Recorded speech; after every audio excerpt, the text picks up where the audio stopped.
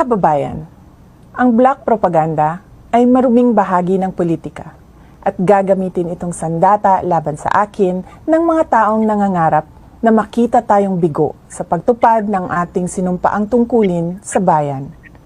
Nagiging mas matindi, mapangahas at desperado na ang mga paninira sa akin ngayon. Bahagi ang mga ito ng isang organisadong demolition job na ang layunin ay sirain ang aking integridad at gumawa ng imahe na ako ay isang mamamatay tao na korap, abusado, taksil at isang warlord. Makikita natin ito sa pag-atake sa confidential funds, pagpapalaganap ng video sa Commonwealth traffic, paggawa ng issue sa pagtatag ng security para sa opisina ng Vice Presidente, paglabas ng testigo na umano'y ako ay kaparte ng Davao Death Squad, sa malisyosong ulat tungkol sa aking mga baril at ang pambabastos sa relasyon namin ng aking asawa.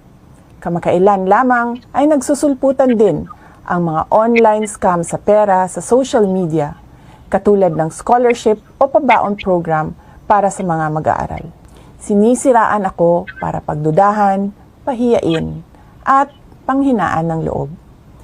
Nais nilang isuko ko ang aking sinumpaang tungkulin na magsilbi sa bayan. Ayaw nilang magtagumpay tayo para sa edukasyon ng mga batang Pilipino at para sa kanilang kinabukasan na nanganganib sa kamay ng korupsyon, kriminalidad, iligal na droga at terorismo. Taliwala ni ining tanan, daghang salamat sa inyong padayon nga suporta ug pagmahal.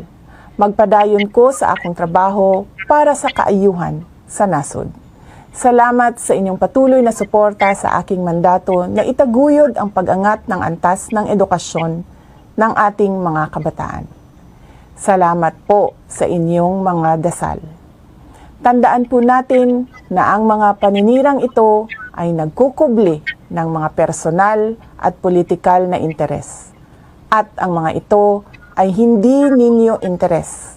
Hindi interes ng bayan, hindi ito interes ng Pilipinas.